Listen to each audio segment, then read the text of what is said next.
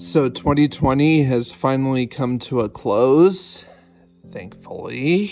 And to my surprise, there was actually enough great movies in the end of this year to make a top 10 list. Yay! To start, I'll do some honorable mentions. Never, Rarely, Sometimes, Always. American Utopia, Palm Springs, The Trial of the Chicago 7, Da 5 Bloods, Time, Bad Education, One Night in Miami, The Vast of Night, Mank, Feels Good Man, The Father, and Another Round. All of those films are really great, and I definitely recommend checking all of those films out, especially The Father, Feels Good Man, and Another Round. Those three in particular in the honorable mentions are ones that I really loved. So let's get going with the top 10. Coming in at number 10 is Rainey's Black Bottom. This is currently available on Netflix, and all of you guys should go check it out. It's directed by George C. Wolfe, and it is based off of a play by August Wilson, and it is produced by Denzel Washington, who actually starred in a film in 2016 that was also based off of a August Wilson play called Fences. This was definitely a hard one to see given some unfortunate tragic events that have occurred as of this year. So it's kind of hard to put how I feel about this movie into words.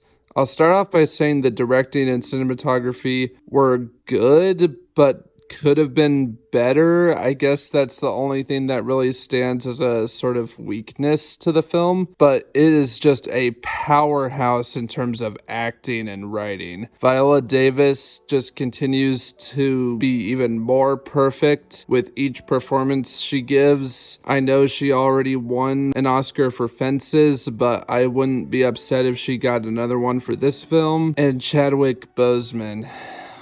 Oh man, this one was tough because this year when he passed away, this was one of the few celebrity deaths that actually kind of affected me. And so it was hard for me to watch him just give such an electric performance of a lifetime, knowing it would be his last one. So that was hard to see, but man, just what an amazing performance. He definitely has that Best Actor Oscar in the bag, and he absolutely deserves it. To see him go from Black Panther, which he was already good in, to this is just amazing. He has two heart-wrenching monologues in this movie, and they are absolutely powerful. Such a stellar performance, and may he rest in peace. Check this one out if you can. It's on Netflix. I highly recommend it. I seen my daddy go up and grin in this cracker's face, smile in his face, and sell him his land all the while he's planning how he's gonna get it, or what he's gonna do to him. That taught me how to handle them. So you all just back up and leave Levy alone about the white man. Coming in at number 9 is I'm Thinking of Ending Things by Charlie Kaufman. Charlie Kaufman has written a beautiful story about existentialism with excellent dialogue. Honestly, Charlie Kaufman's writing is so unique that it's pretty hard to describe his films. In a way, Charlie Kaufman has sort of invented his own genre of writing and filmmaking, and I wish we had more writers like him. This film continues to prove that Charlie Kaufman is one of the greatest screenwriters of all time, in my opinion. As with all of Charlie Kaufman's films, there are endless amounts of subtleties and details to pick up on, and that's what I love about his films. They provide such individualistic experiences that everyone can come out with their own interpretation. Jessie Buckley's performance is excellent. I would not be upset if she would got an Oscar nomination for this performance. You cannot take this cerebral, existential drama at face value. I think it would be impossible to interpret the film on that level. I feel like this is a film that will be analyzed and dissected by cinephiles for years to come. It's another fascinating film from Charlie Kaufman. This film was the kind of experience that I was yearning for out of this year, and Kaufman really delivered. He has my undying support, gratitude, and respect. Please go watch this movie as soon as you can. It is currently available on Netflix.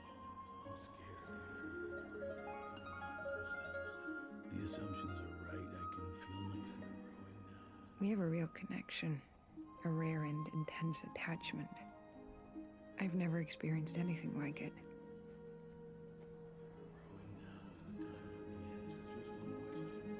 One question to answer.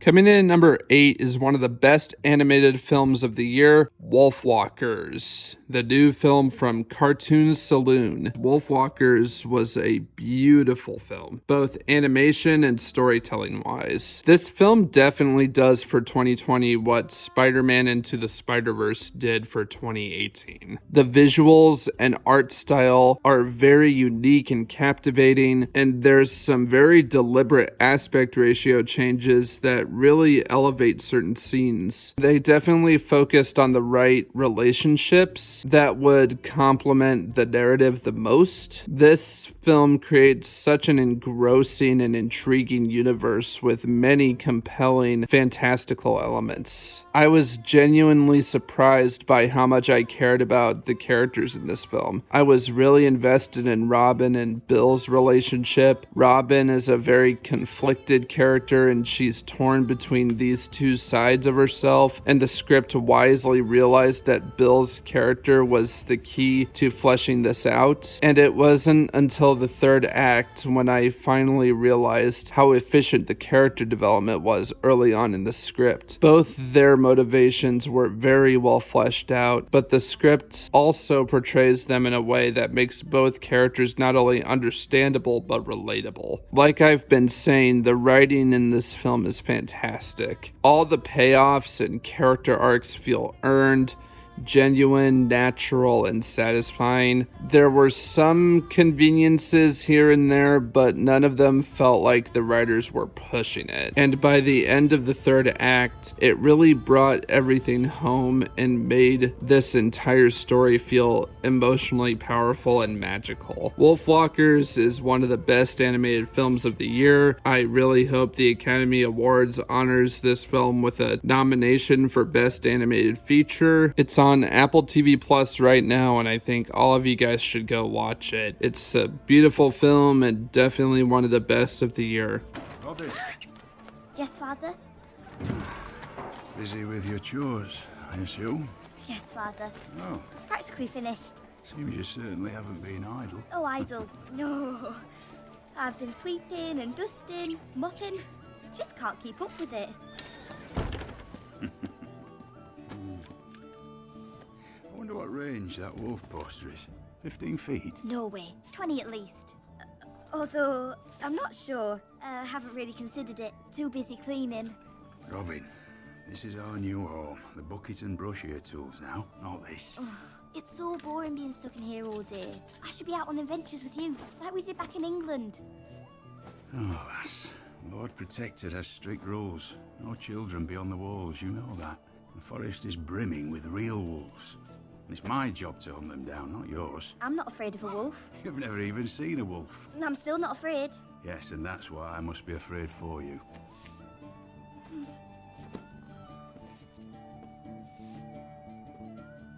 Well, I'll come with you to the gates. I'll be back before sundown. Stay indoors.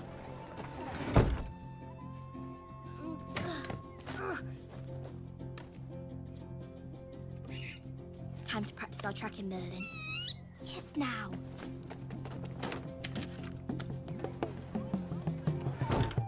Coming in at number 7 is Steve McQueen's Mangrove. This is the first film in a series of 5 films on Amazon Prime. This is a very powerful, hard-hitting story about racial injustice that I can't believe I never knew about until now. This is a very relevant film today. Everyone delivered in this film. Everyone brought a powerhouse performance, especially from Letitia Wright, Sean Parks, and Malachi Kirby. but Steve McQueen absolutely brains it with his directing. There are so many beautiful lawn takes that stand out as very distinct and memorable. He clearly cares a lot about this story he's telling, so he definitely put a lot of work into this one. Now, I've seen many comparisons to Aaron Sorkin's The Trial of the Chicago 7, which is also a great film, but I honestly thought Mangrove was much better. The courtroom scenes in this film are absolutely stellar. They were compelling as hell, and I was always on the edge of my seat during them. I was always invested in the characters. I know I said everyone brought a powerhouse performance to this film, but I think Letitia Wright in particular really stood out. This is easily the best performance of her very promising career so far. She gave a lot of passion to this role, and it really shows in her acting. I think she has a very bright future ahead of her. There's one scene in particular in the third act that was so powerful that I immediately thought this would be the clip that gets Letitia Wright her first Oscar. Fingers crossed that at least she gets a nomination. Anyways, Mangrove is a phenomenal film. It deserves all the praise it's getting. I hope it gets the award recognition it deserves, because in my opinion, it's one of Stephen Queen's best works. It's on Amazon Prime right now. Go check it out.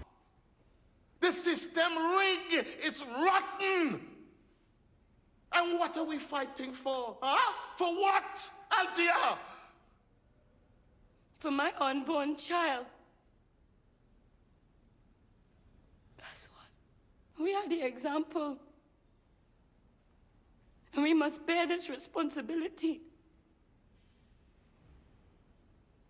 Coming in at number 6 is Promising Young Woman, the directorial debut for Emerald Fennell. Promising Young Woman is one of the best films of the year. Emerald Fennell has given one of the best directorial debuts I've ever seen, honestly. Her unique direction is just booming with flair, creativity, and style. It's mind-blowing that this is her first feature, and she did absolutely stellar job with the screenplay. The writing is so good. This film is inventive, it's risky, it's compelling, it's ballsy, and it has something to say. And this film sits you the fuck down from the very beginning and commands your attention for the entire runtime. This reminds me of Spike Lee's Do the Right Thing. It's emotionally gut-punching, but a much-needed one. And it just tells you how things are and that things need to change right now. Promising Young Woman has the most cathartic ending of the year, and the song choice was just so awesomely perfect. Carey Mulligan gives a really awesome performance as well, and I think she deserves an Oscar nomination for her performance. And I would really like to see Emerald Fennell get an Oscar nomination for Best Director, maybe, and hopefully Best Original Screenplay. I can't get enough of this film. I adored it. It's one of my favorite films of the year. Go check it out. I'm a nice guy. You keep saying that. You're not as rare as you think. You know how I know? No. Because every week I go to a club, and every week I act like I'm too drunk to stand. And every fucking week, a nice guy like you comes over to see if I'm okay. Coming in at number 5 is Pieces of a Woman by Cornell Mundruczó, and holy shit, the first 30 minutes of this film absolutely destroyed me emotionally. There's a 20-minute long take in this opening that showcases some of the most impressive filmmaking and acting of the year. It's just so raw and emotionally draining. Vanessa Kirby absolutely should be locked in for Best Actress at the Oscars. Cornell Mundruczó for Best Director, and Kata Weber for Best Original Screenplay. And Ellen Bernstein definitely definitely deserves a Best Supporting Actress nomination. Benjamin Loeb also deserves a nomination and probably win for Best Cinematography, because in terms of the filmmaking on display, I'd say this is the most impressive I've seen all year. There are so many beautiful long takes, and the actors maintain consistent performances throughout them. This is a subtle but powerful character study on loss and grief and how that can affect someone. The story structure is unconventional, uncommercial, and extremely unique, and I adored that. It almost reminded me of an Ingmar Bergman film, and because of all this, some people are going to be put off by this film. Some won't like it. It's not going to be for everybody, because for some it's going to be just too daring and heavy to handle emotionally. It's tragic and intense, but the writing is absolutely brilliant. The character writing is perfect, and every aspect is fully fleshed out. Pieces of a Woman is quite possibly the best character study of the year. The writing is incredible, the characters are so multidimensional, and is one of the only films this year that has almost made me cry. Great performances all around, amazing filmmaking on display. Cornel Mundruczó and Keta Weber really impressed me with this film, and I hope it doesn't go unnoticed in years to come.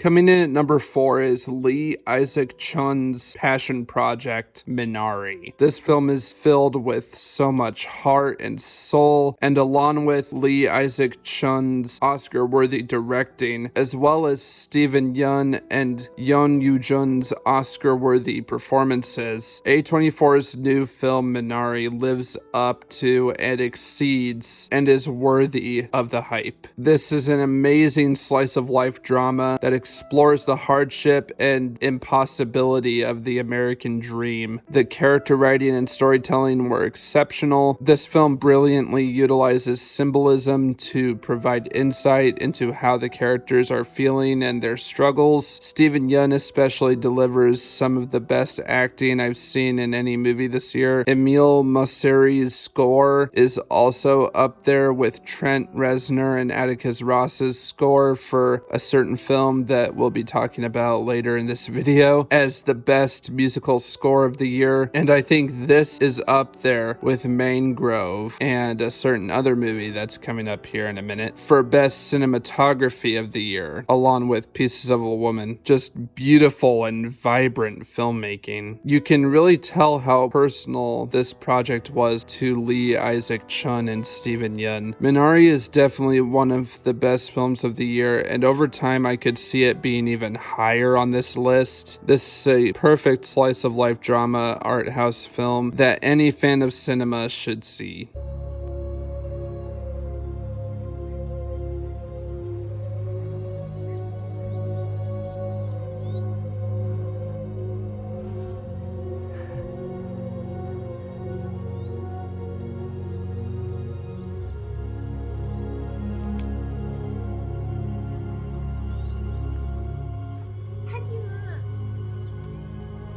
여기서 부화장은 얼마나 멀어? 이리 와봐. Coming in at number 3 is Chloe Zhao's Nomadland. This is a beautiful character study that explores the concepts that surround all life. What are we here for? What's the point? How do we move on if we've lost everything? What do we deserve? What's the point of having balance? It also explores how we are constantly at odds with ourselves. Humans have very complex feelings that often contradict each other and always end up in conflict with one another. Combine these fascinating ideas with the impeccable presentation, and you have a very well-rounded and fleshed out character study that is one of the best films of the year. Chloe Zhao provided the absolute best directing that I have seen in a film this year. She better win all the awards for directing. Frances McDormand has also done it again. After 3 Billboards Outside Ebbing, Missouri, I thought she had peaked with her acting career, but she keeps up her streak with this film and delivers an Oscar-worthy performance. Nomadland is the epitome of the slice of life indie structure and utilizes it to compelling effects. It also has some of the most fleshed out character writing of the year. The calm and quiet cinematography juxtaposed with the beautiful score makes this one of the most visually stunning films of the year. This film really made me think about and reflect on life in ways that no other film has been able to this year. I absolutely loved this one, and I think everyone should check it out.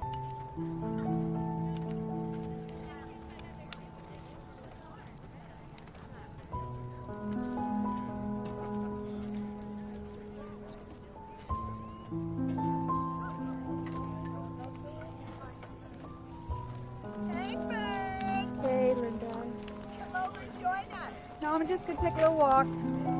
Be back soon.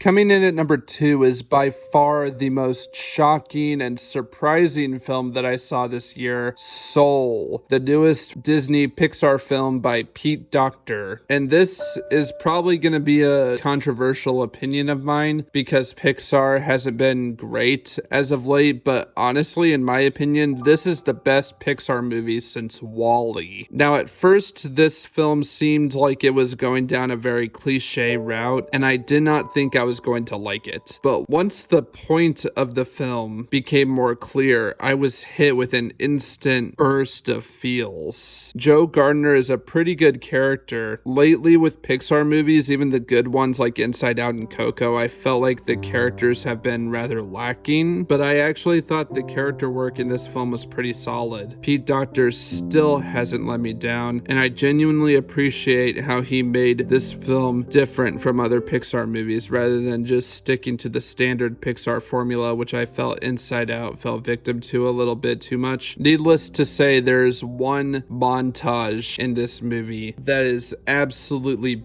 beautiful and just probably my favorite scene from any movie this year, and it absolutely has my favorite music in any movie this year. Trent Reznor and Atticus Ross absolutely delivered, and they deserve the win for an Oscar for Best Original Score, and Pete Docter should honestly get a Best Screenplay nomination with Kemp Powers. It looks like this one actually has a chance of being nominated for Best Picture, and I would not be upset about that. It genuinely feels like Pete Docter and Kemp Powers were trying to bring a genuine, passionate, and profound art house film to the Pixar library, and in my opinion, they succeeded. Go watch it. It's on Disney Plus. It's very good, and in my opinion, it's Pixar's best in years. I remember one time my dad took me to this jazz club, and that's the last place I wanted to be. But then I see this guy, and he's playing these chords with force on it. And then with a minor, I went, whoa, whoa, whoa. Then he has the inner voices, and it's like he's singing. And I swear the next thing I know, it's like he floats off the stage.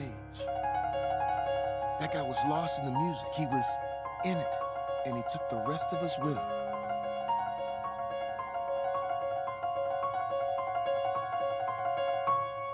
And I wanted to learn how to talk like that. That's when I knew I was born to play. Connie knows what I mean. Right, Connie? I'm 12.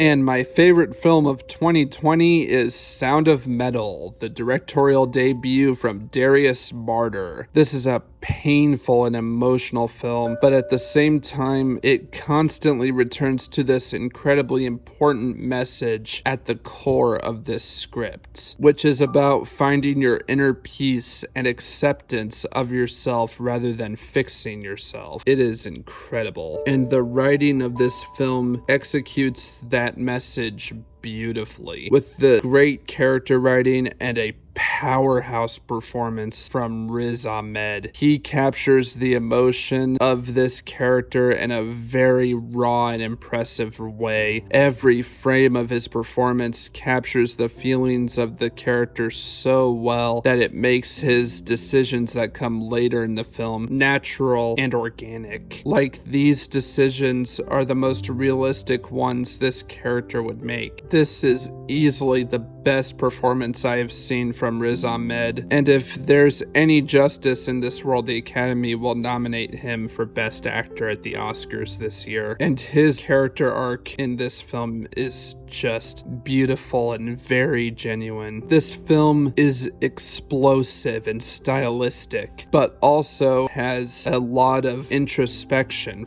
for the characters. These moments are very subtle, and the film is so well executed that these moments are noticeable and understandable without having to explain it outright to the audience through dialogue. This film really does feel unrestrained and feels like it was made in the hands of someone who has complete control of their craft. But it is also very mature in its portrayal of a serious topic. It never sidetracks into some unrealistic narrative fantasy, and I really appreciated that. They definitely could have gone down this cliched route for the conclusion of this character's story, but they took a much more profound ending, and I really appreciated the ending of this film. Is just absolutely perfect. It captures the frustration and trauma that comes with this disease in a very realistic, powerful, and unique way. This film is very effective at communicating those feelings, mostly through the acting, the cinematography, and the sound design. It's a very creative and engaging film throughout. Everyone involved in this project deserves recognition. And lastly, I don't want to spoil it, but holy shit, the third act absolutely cornered me against the wall and hit me with a lot of feelings. It was incredibly hard to watch, and I know the entire film was great, but holy fuck, the third act was phenomenal. It absolutely brought home all of the character arcs and the themes this film was trying to portray in a very natural and organic way. Sound of Metal is easily my favorite film of the year. Please go watch it. It's on Amazon Prime right now. I highly recommend this one. You don't want to be here? Of course I do. I knew it. I fucking knew it. I fucking knew this was coming. I fucking knew it. This is about the fucking album, huh? What happened? You get a better offer? What are you talking about? What are you saying? I can't hear you. I can't fucking hear you. Do you understand me? I can't. I'm fucking deaf. I'm fucking deaf. No fucking hearing. Okay? Okay? And that's it. Those are my favorite films of 2020. Thank you guys so much for watching. Sorry my dialogues were a bit longer than they usually were. I didn't get around to reviewing any of these films on my channel this year except for Soul, I think. So thank you for indulging me. I hope I provided you guys with some great films that you will enjoy out of the disastrous year that was 2020. I know a lot of people have been telling me they haven't found much of anything good in terms of films this year, so I hope I was able to provide some that you guys will enjoy. Thank you guys so much for watching, and I'll see you guys next time.